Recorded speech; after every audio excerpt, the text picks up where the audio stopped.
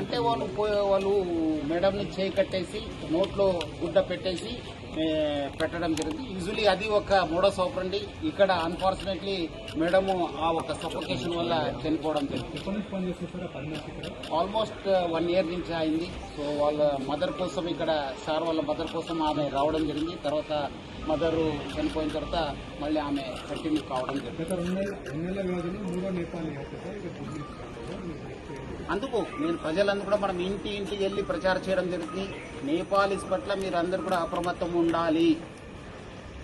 ఎందుకంటే ఇంత పోలీస్ చెప్పిన తర్వాత కూడా మళ్ళీ మీ ఇంట్లో పెట్టుకున్నారు. వాళ్ళు ఎవరు ఏమన్నది చూడరు. వాళ్ళు అవకాశం కోసం చూస్తుంటారు. సో అందుకు ఇక్కడ ఒకటే కాదు, బెంగళూరులో అయింది, బాంబేలో అయినావు, పూణేలో అయినావు. సో జాగ్రత్త ఉండాలని చెప్పి నేను ప్రజలందరూ కూడా కోరుతున్నాను. డెఫినెట్లీ మిస్ అయినాం. దాన్ని మనం ఎంత పోయింది ఏం పోయిందని చెప్పి అంచనా చేయడం జరుగుతుంది.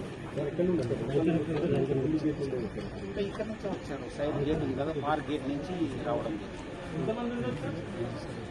అది మనము వర్కౌట్ చేస్తున్నాం. కొన్ని వివరాలను నేను బయట పెట్టలేము. కొంత ఇన్వెస్టిగేషన్ కోసము మనం చేస్తున్నాం. డెఫినెట్లీ మీకు అప్డేట్ ఇస్తాను. మళ్ళీ చెప్తాను మీకు ఈవినింగ్ దాకా. మళ్ళీ give report. Okay, thank you.